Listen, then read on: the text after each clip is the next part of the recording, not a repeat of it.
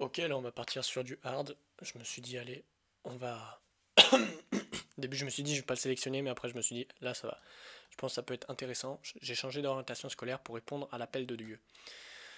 On va voir ce que ça donne. On va voir la vision que cette personne a. Et on va voir si elle raconte du bullshit ou pas. Allez, c'est parti.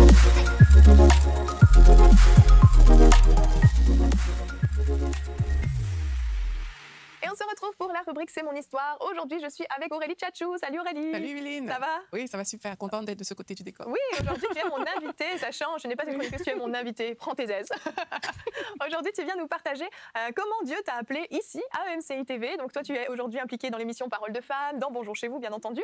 Et également, tu es la responsable des habillages de EMCI TV. Donc c'est quand même de belles casquettes que tu as au niveau de cette chaîne télévision. Mais toi, c'était pas du tout ton ambition de départ. Alors, si on reprend au début, quand tu étais au Cameroun, tu étais une petite fille. Là, ton ambition, c'était je veux me marier et avoir des enfants, c'est ça? Exactement, Eveline. Alors, l'appel de Dieu me dérange. Pourquoi ça me dérange? Je sais pas, j'ai pas encore l'information, ça viendra peut-être au fur et à mesure. Mais pour répondre à l'appel de Dieu, ouais, on va écouter. Eveline, quand j'étais plus jeune au Cameroun, moi j'avais dit à mes parents, parce que nous tous on a fait des grandes études chez nous, mais moi j'avais dit à mes parents. Ouais, Cameroun, ça m'aurait pas étonné. Là-bas, ils sont encore très orientés Dieu, tout ça. Ils sont très catholiques. Il me semble, ou chrétiens, je sais plus. Ben moi, mon niveau maximum d'études, ce sera une licence. Et à 25 ans, je me marie et puis je fais des enfants. Et ce sera ça ma vie. Ce sera la vie d'une femme mariée qui a des enfants. J'avais les La vie d'une femme mariée. Et tu vois, c'est exactement dans cet état d'esprit-là que, techniquement, beaucoup de femmes sont. En fait, ce qu'ils veulent, c'est créer un cocon pour elles, être tranquille, avoir la sécurité. Et en fait, c'est pour ça, si tu veux, de base, que la femme est attirée le plus vers, tu vois.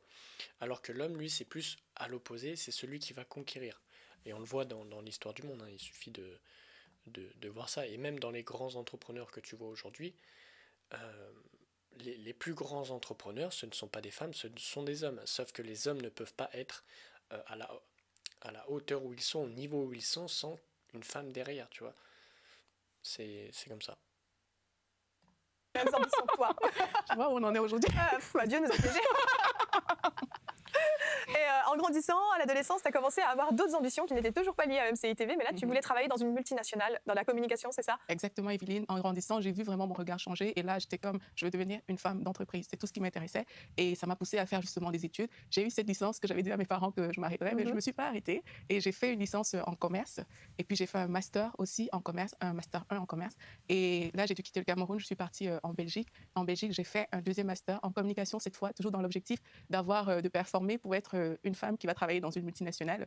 Et je suis même allée, parce que quand mon master en communication est terminé, mais le temps de trouver le travail, j'étais comme, mais je ne vais pas rester sans rien faire. Mais j'ai fait un troisième master, cette fois en management des projets, parce que j'avais vraiment pour ambition de devenir une femme qui travaille dans une multinationale. Ouais, ça t'a pris 5 ans à peu près en Belgique d'études. Donc on peut dire que c'est quand même des hautes études que tu as faites. Oui, c'est pas juste, oh bah allez, je sais pas, je cherche ma direction, puis on va voir où Dieu me mène. C'était vraiment des hautes études. Oui. Et puis à ce moment-là, tu étais chrétienne. Tu connaissais un petit peu le Seigneur, disons, tu avais grandi dans une église, mais tu l'avais jamais rencontré personnellement. C'est bien ce que je disais. Exactement. Et pendant ce troisième master, en milieu d'année, là, tu rencontres le Seigneur et ça change toute ta vie. Exactement, j'ai rencontré le Seigneur alors que je faisais mon troisième master.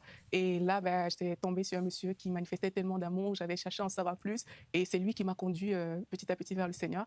Et là, quand j'ai rencontré le Seigneur, il y a vraiment des choses extraordinaires qui m'arrivaient, je ne comprenais pas. J'avais soif de Dieu, j'avais tellement soif, je priais tout le temps quand j'allais à l'église. Alors ça peut être extrêmement dangereux, cette chose-là. Je vais t'expliquer pourquoi.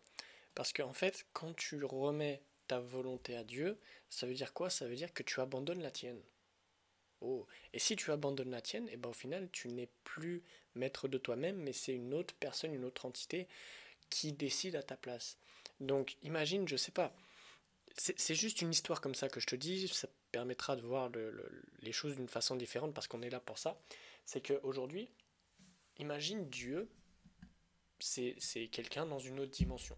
Imagine dans cette autre dimension, ils sont capables, je sais pas, de créer des émotions, de créer un bien-être de fou, enfin voilà, tu vois, ils ont des technologies ultra avancées.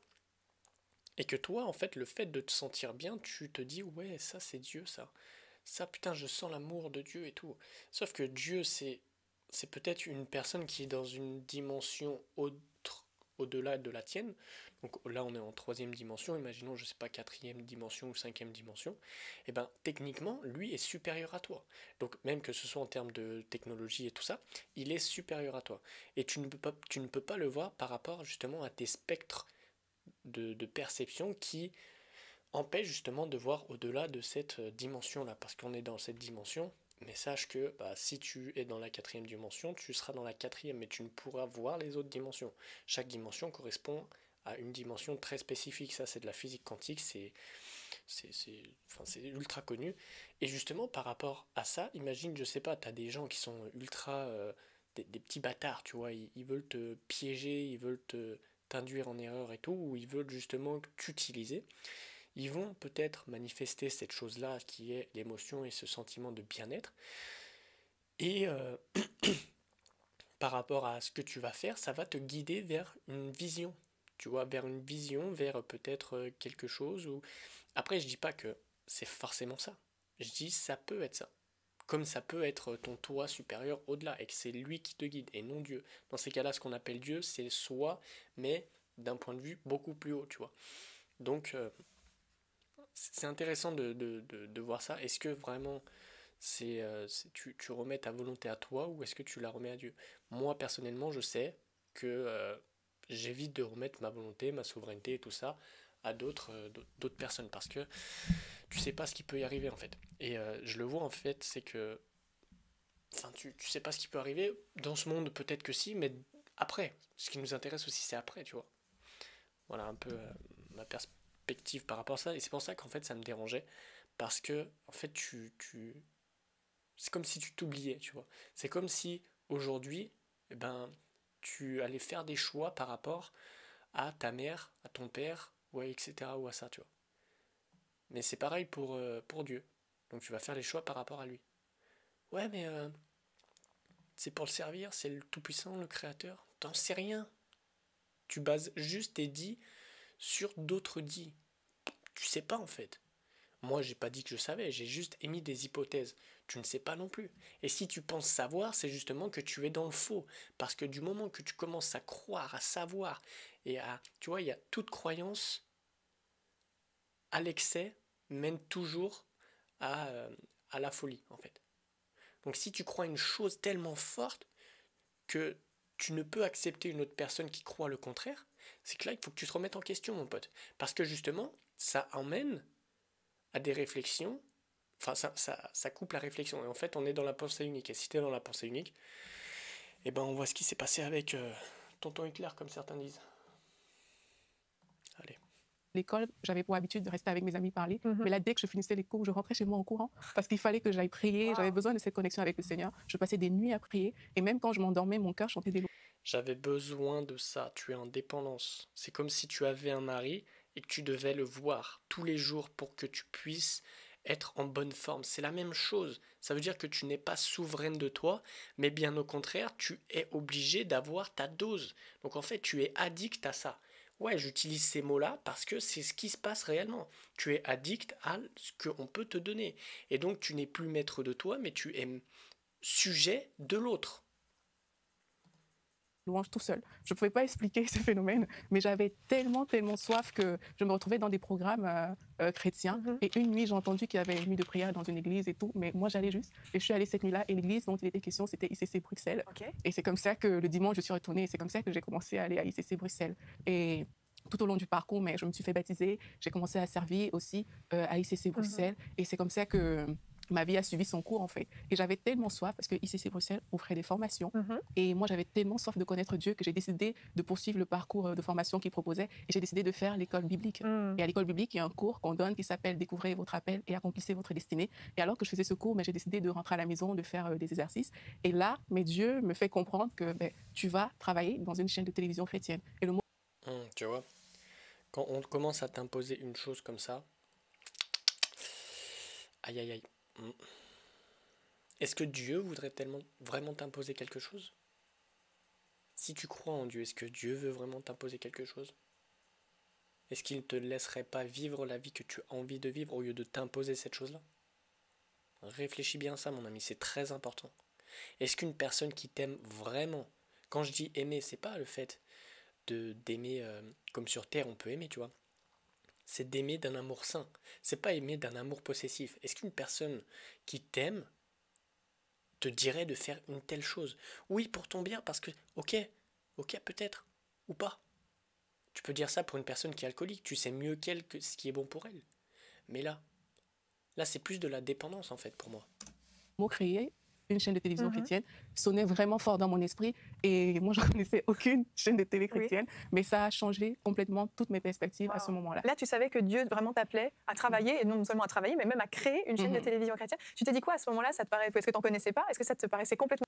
Mais c'est intéressant ces sujets-là parce que ça permet d'ouvrir un peu plus le bal.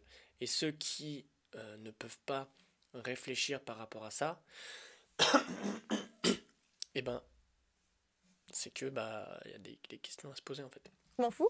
Ou tu t'es dit, bon, allons-y, on fonce? Mais qu'est-ce que je me suis dit? Déjà, je ne connaissais tellement pas et ça me semblait tellement énorme. Et moi, je pensais, ah, peut-être je vais le faire au Cameroun. Le Cameroun, c'est plus facile, Oui. c'est mon pays et tout. Mais franchement, j'y connaissais absolument rien. Ouais. Ben, j'ai décidé d'apprendre, tout simplement, comment on fait. Et le métier, dans ma tête, qui semblait être adapté pour la télé, ben, le seul que je connaissais vraiment, c'était celui de réalisateur. Ok. Donc, j'ai décidé de chercher une école où j'allais m'inscrire pour faire de la réalisation télé. Donc après tes 5 années d'études, là, ton master numéro 3 en poche, tu l'as terminé quand même. Ouais, parce que en t'étais- parallèle. Voilà, en parallèle. Donc et tu te lances dans des nouvelles études encore qui devaient durer quoi, 3 ans, c'est Oui, ça? exactement. Pour être réalisatrice, c'était Oui, l'objectif. Exactement, parce que là, j'étais comme, Dieu m'a parlé. Oui. Et c'est comme si tous mes masters d'auparavant ne comptaient plus. C'est comme si toutes ces années d'études, tous ces désirs que j'avais eus ne comptaient plus. Je voulais maintenant devenir réalisateur télé et tout ce que j'ai fait, je l'ai orienté dans cette direction-là. J'ai des stages que j'ai faits, c'était dans des maisons de production. Alors tu peux être en dissonance cognitive par rapport à ça. Je m'explique. C'est-à-dire que lorsque par exemple, Dieu t'a dit de faire une chose, étant donné que toi tu as eu cette réponse-là, tu as eu cette chose qu'il t'a dit, tu vas prendre du kiff, tu vas te dire putain il faut absolument que je fasse ça. Et en fait, à ce moment-là, tu vas donner un sens à ta vie. Tu vois. C'est comme d'ailleurs elle disait, je sais plus quoi, par rapport au sens ou par rapport à la mission, enfin elle n'a pas dit mission mais elle a dit un autre mot, c'est la mission de vie n'existe pas. Ça c'est du bullshit mon gars. C'est du bullshit, pourquoi? Parce que, je sais pas, imagine demain tu vas à l'armée, on te donne une mission, tu vas t'en rappeler de la mission, tu vas t'en rappeler de ce que tu dois faire. Si on te coupe l'information, si on te réinitialise, si tu veux, ce que tu es venu faire ici, tu as plus de chances de ne pas faire ce que tu es venu faire que tu viennes faire ce que tu es vraiment venu faire. Donc ça veut dire en te coupant l'information, ça veut dire que tu vas sûrement t'orienter vers quelque chose qui n'est pas fait pour toi. Et c'est pour ça que aujourd'hui on le voit de plus en plus, et tu regardes le marché de la reconversion, enfin, tous les ans tu as des milliers, des millions peut-être de personnes qui se reconvertissent. Parce que justement, ils ne savent pas ce qu'ils veulent faire. Et étant donné que ceux qui les redirigent ne savent pas non plus comment les rediriger, du moins c'est pas les rediriger vers quelque chose d'extérieur, c'est toujours le même truc, c'est les rediriger vers quelque chose d'intérieur, parce que si tu les rediriges vers quelque chose d'intérieur, tu les rediriges vers eux. Donc si tu les rediriges vers eux, tu les rediriges vers leurs besoins, vers ce qu'ils veulent vraiment, et non vers l'extérieur et de dire ah bah tiens regarde ce stylo il est beau, tu devrais le prendre. Mais non, ça on s'en bat les couilles mon pote. Nous ce qui est intéressant c'est de savoir comment s'orienter vers soi, et comment faire quelque chose pour soi qui est justement qu'on puisse le garder à vie en fait, tu vois, c'est ça. Et le terme de mission, pour moi, c'est du bullshit. En réalité, on n'a pas de mission. On est là comme des cons, on se souvient de rien, on ne se souvient pas de ce qu'il y avait avant, ni de ce qui va se passer après.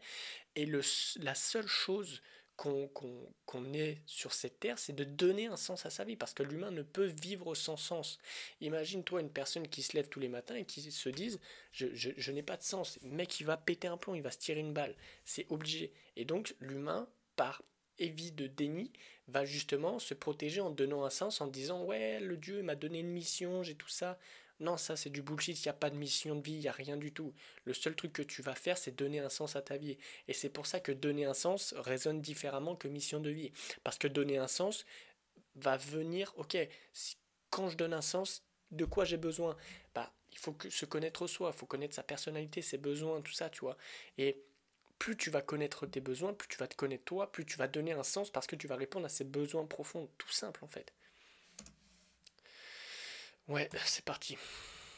Je demandais dans des chaînes de télévision, Mhm. mais tout ce parcours antérieur avait vraiment complètement changé. C'est dingue, Dieu avait déposé sa volonté dans ton cœur, Mhm. et pour toi, c'était évident, il fallait obéir, au point où tu as quand même tiré un trait sur tous ces diplômes que tu avais fait, qui t'avaient pris des années. Mhm.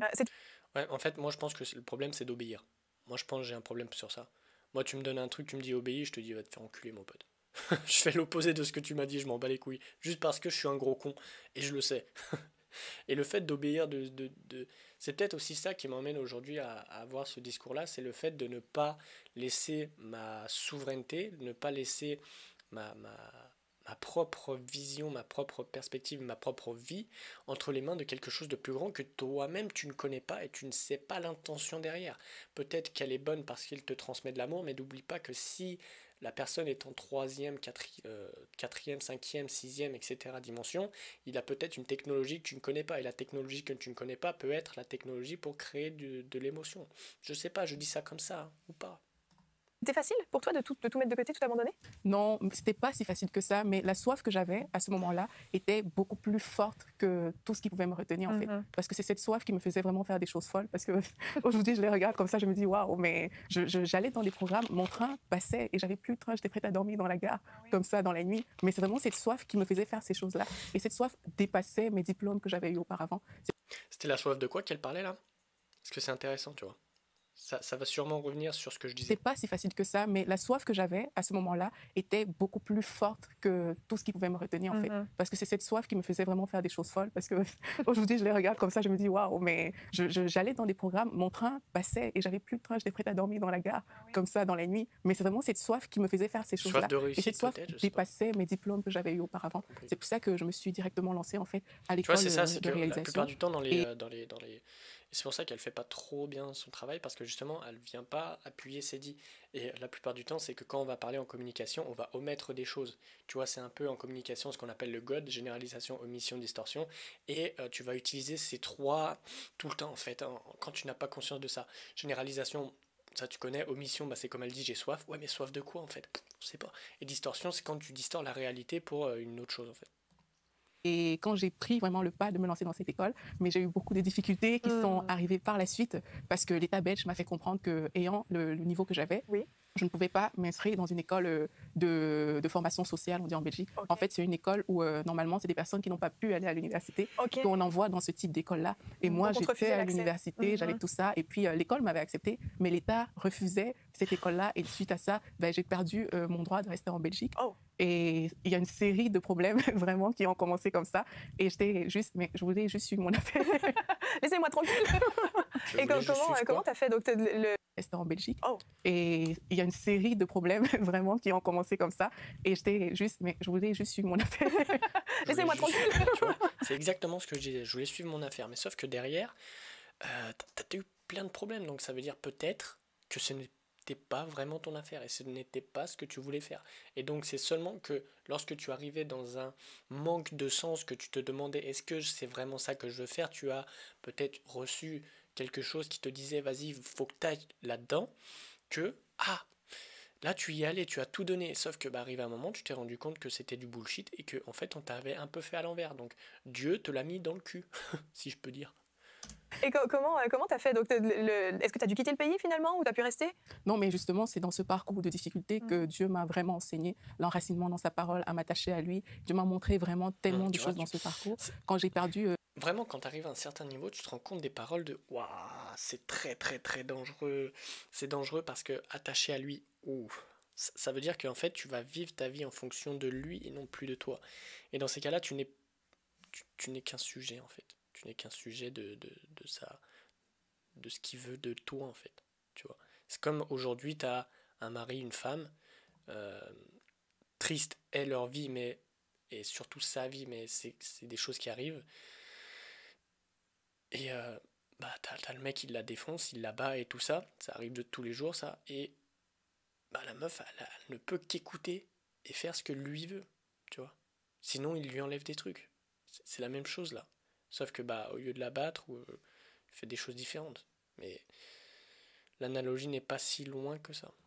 mon titre de séjour en Belgique, pour moi, je ne savais même pas ce que ça signifiait vraiment, mais j'ai dû réaliser que qui dit sans papier dit zéro argent, et zéro Tu peux pas permis de travailler, travail. tu peux rien faire. Exactement. En plus, c'était une vie vraiment difficile parce que chaque fois que tu sors, tu as peur. Il suffit que tu vois la police Oui. et ça te fait peur. Pourtant, tu n'as rien fait, tu n'as pas volé. Mais dès que je voyais la police, mais ça suscitait de la peur en moi. Mais dans ce parcours, vraiment, Dieu m'a montré tellement de choses et Dieu m'a tellement enseigné. Une fois, on nous a donné une prédication et dans cette prédication, ça parlait. Alors, je ne dis pas que tu ne peux... ce n'est pas justement Dieu qui t'a montré, mais c'est toi qui t'es connecté à ton esprit, qui t'es dit « Oh, putain, là, par rapport à ça ». Parce que, par définition, l'être humain est connecté à son esprit et apprend de ses erreurs. Et c'est comme ça qu'il évolue.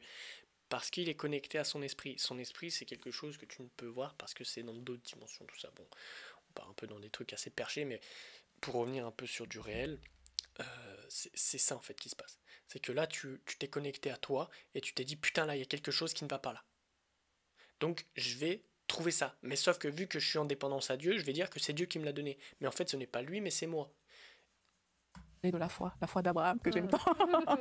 Et puis là, Dieu m'avait encore parlé, Dieu m'avait dit de me comporter comme quelqu'un qui a tout ce que j'ai besoin. Donc, je ne devais pas me comporter comme quelqu'un qui n'a pas c'est intéressant. Je devais vraiment me comporter... De se comporter comme tu as tout... Bon, comme elle a dit, là, je ne vais pas le redire. C'est intéressant. Sauf qu'il y a une chose qui manque chez la plupart des gens, et ça, on le voit beaucoup dans des persos, c'est que la plupart des gens vont te dire, ouais, mais fais comme si tu l'as, et tout ça, tu vois, visualise, machin.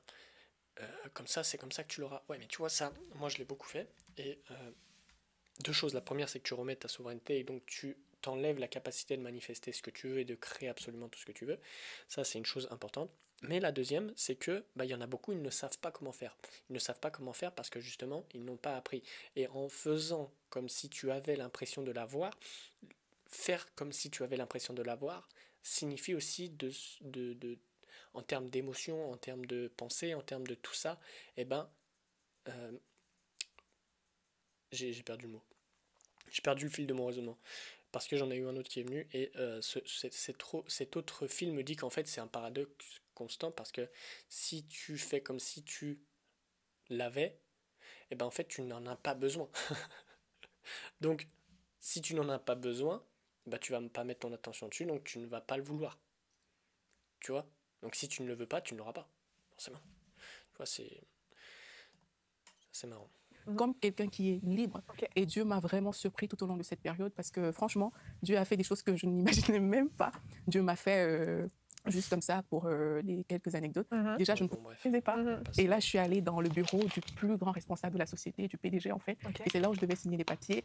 Et quand je suis entrée dans son bureau, il m'a présenté tous les papiers, on a parlé un peu. Et j'ai tout signé, il ne m'a rien demandé. Rien du tout. Wow, donc tu as pu être embauchée. Ouais, il ne m'a absolument rien demandé. Et là, je suis sortie de son bureau, j'ai beaucoup de travail, bye bye. Mais en fait, faut pas qu'il me rappelle pour me demander. Et au fait, là, tu pars en courant. Ah oui, c'est sûr. Mais là, vraiment, Dieu, une fois de plus, me montrait que il était Dieu était avec moi. Et c'est ça qui m'a porté parce que c'était vraiment difficile. Ça a duré combien de temps cette période? Un an. Un an quand même, c'est long. C'est très long. C'est hyper long et c'était vraiment. Ok, donc tu ne savais pas en fait, tu étais dans l'ignorance à ce moment-là. Vraiment dans l'ignorance totale. Et entre-temps, je lui disais, mais je savais pas que tu travailles ici, regarde un peu mon dossier. Et puis elle me rappelle le soir, elle m'avait dit qu'elle va demander à un de ses collègues qui est dans cette division-là parce qu'elle ne travaille pas dans ce département-là. Et là, le soir, elle m'appelle et me dit, écoute Aurélie, t'as pas seulement perdu tes papiers, mais t'as été radiée de la Belgique. Ah oui, quand même. Tu pouvais rester sur le territoire quand même ou... Normalement, quand tu perds tes papiers, les gens t'envoient un ordre de quitter le territoire. Mais moi, étant radiée, j'avais jamais reçu cet ordre-là. Ok, donc tu le savais pas en fait, t'étais dans l'ignorance à ce moment-là. Vraiment dans l'ignorance totale. Et entre-temps, pendant cette période, vraiment, Dieu a permis que je me rapproche vraiment de lui au point où je faisais des prières que je n'avais même pas calculées. Et l'une des prières que j'avais faites, je ne sais pas pourquoi je l'avais faite, je pense qu'elle était inspirée par le Seigneur. C'était Seigneur, je veux travailler pour toi. Donc j'avais oublié les grandes entreprises, j'avais oublié tous ces trucs-là. J'avais dit Seigneur, je veux travailler pour toi. Je veux des prix à Michael. Et c'est comme ça que le contact. Le contact a été quand même facile parce qu'en plus, moi, j'avais envoyé un courrier. Oui. J'avais pas envoyé un email. Pourtant, à toutes les autres entreprises, j'avais envoyé des emails. J'envoyais des emails pour travailler. Mais étrangement, à Michael, j'avais envoyé un courrier vraiment par la poste. Et là, le contact a été vraiment simple et vraiment facile. Et dans ma tête, j'assure. Et pendant ces 3 jours, c'est là où Dieu m'a convaincue que je devais y aller. Je suis ressortie de là, le cœur vraiment léger. Et là, j'ai pu dire